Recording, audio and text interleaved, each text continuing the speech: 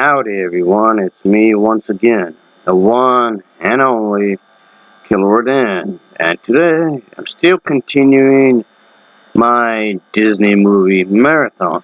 So, of course, I have to talk about something Disney related, whether it's from their theme parks, merchandising, movie or TV shows or whatever. I guess in this case it has something to do with a movie. I know, of course, it's in relations of Star Wars Episode 1. Oh boy. I've already reviewed it, folks. Even though it's been over 20 years, I still think it's still one of the worst films ever seen. I mean, holy hell, it's bad. It's really bad. But, yeah, it's definitely not something to be excited about, like, at all. It's the first time I watched this film, I did not like it, like, at all. And I still don't like it. So, okay, the most obvious question might be that, okay, why am I doing this video? I've already reviewed it, but it has something to do with the character of Darth Maul, because they say there's a good chance that he may return in a future Star Wars film, some way, somehow. But, okay, I mean, there wasn't much of the character, really, in the film. He was just there just for a plot device. It's not like he said much or did much, like, at all, really. No, he did have the big fight scene at the end of the film where he would battle the two Jedi, but I'm over here thinking I'll be having a big cup of who the hell cares. Because it never meant anything, like, at all. At the very least, it's just very poorly written, if anything, I guess you can say. If they want the fight scene, this big old fight scene, to actually mean anything, well, maybe depending on the outcome of this fight, it could actually help that one individual get elected into office, and we all know who I'm talking about here. I mean, that's not in the movie, but still, I don't know how that would make sense, but they just have to fill in the details, fill in the blanks, I guess, just for everything to be connected. There's all supposed to be some sort of puppeteering, I guess, like he's supposed to be the master puppet, the one character, Palpatine. Anyway, he and everybody else is like he's putting everybody else on strings. Palpatine was basically a puppet master in this movie, even though it was done in a profoundly stupid way. But that was the basic idea for that character, because he wants all the political power for himself. At the very least, enough to make some pose here and there, I guess, to get what he wants and whatnot. But anyway, that's not really the point of this video, but because the character, Darth Maul, did get a fan base, and the actor who made, okay, he tried to make it into a character, even though there's not much material in the film, really. He did make a huge impression on the fan base anyway. So, does this mean this one actor is going to come in somehow? Maybe. But, I mean, he does have his backstory and whatnot, but you didn't get any of that at all in the film. I know I know some people will be telling me, okay, read the books, the comics, look at so on stuff like that, or even play the video games. No, I don't feel like doing that. If it's not said in the movie, there's no reason for me to go. If the movie does not indicate to read the expanded universe, I'm not gonna do it. Just because George Lucas was feeling lazy. I mean, it's one thing to want to dive into an expanded universe and learn about, certain characters, certain themes that were not explored enough in the film. And, yeah, it's one thing to have an attachment that was already planned ahead of time, but that was not the case for Star Wars Episode 1. Because, if anything, it's like trying to pick up pieces of broken glass, if anything. Those glass shattered all over the floor, and George Lucas is trying to pick up the pieces, so to speak. So, if anything, it trying to expand the character in the lore and whatnot. If anything, it just came off like an afterthought, if anything. And that's just wrong. But, if anything, it just comes off an excuse for lazy writing. The Star Wars prequel trilogy was criticized for wooden acting and wooden dialogue. And that's definitely the case here, because the character was really one-dimensional. There wasn't much to him at all. I'm aware of the fact that he did make a return in the animated series, The Clone Wars, which I also didn't like. I thought it was a terrible show, if I'm gonna be honest with you folks. But another thing is that, didn't he technically die in the movie? I mean, wasn't he like chopped in half or something? And then like fell into the hole in half? But okay. So somehow, in some way, some sort of vague manner, he made a return. Not show, I guess. Which again, I thought it wasn't very good.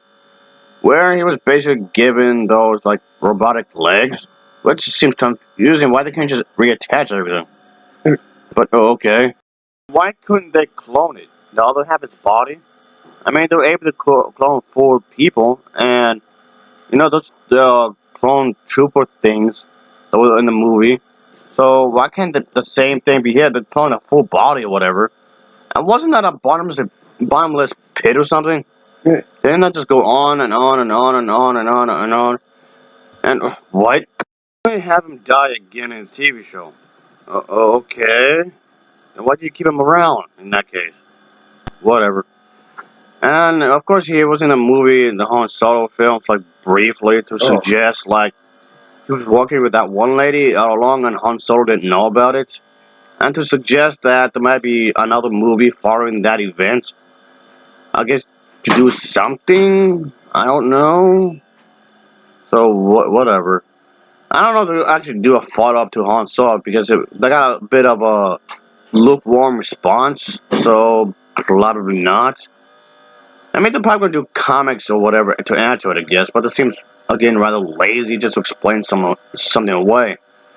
But whatever movie, whatever movie, whatever movie. The point being is that there's a good chance that the actor who played that character may return again in a Star Wars film or whatever. And so yeah, that's the thing they want to do, of course. And I know they were trying to explain that Darth Maul was more or less indirectly a response for the rise of the Dark Lord or whatever. And trying to explain how the character's existence was supposed to be some sort of importance or whatever. But okay, they're trying to put a lot of meaning into a character that didn't really have much development to begin with, really. But okay. So again, this character did get a bit of a fan base, I guess. The fans would leave comments in the comment section that telling me I'm wrong or whatever. But okay, go ahead, I guess. Whatever. It'll give my video more views, I suppose. But at the end of the day, folks, I didn't never like the character to begin with.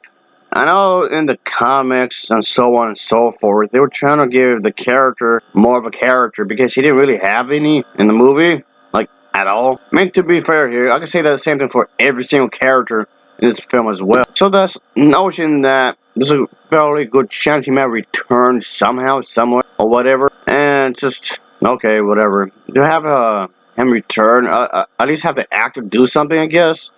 Have the actor do something with these films, I guess. I mean, I'm guessing he must have liked the experience enough to actually do this again, I suppose. I mean, good for you, I guess. I mean, if you like what you do, don't quit, I guess. Despite my negative feedback to the film itself, sure, but if you love what you do, go ahead. More props to you, I guess. Just please make more good Star Wars films, I guess you would say. But anyway, I'm not quite sure what it's going to do, really, because I'm getting some vague information, really. I mean, the fact that he's using shows and whatnot, okay, I already knew that, of course. But yeah. And also, for the Clone Wars, the TV show, I mean, Maul killed Obi-Wan's lover in the animated series. So, I guess he's just a murderous bastard, I guess. Okay, that seems fitting because he does seem on time, I guess. Just going around murdering everybody and whatnot. So, but that's kind of the thing.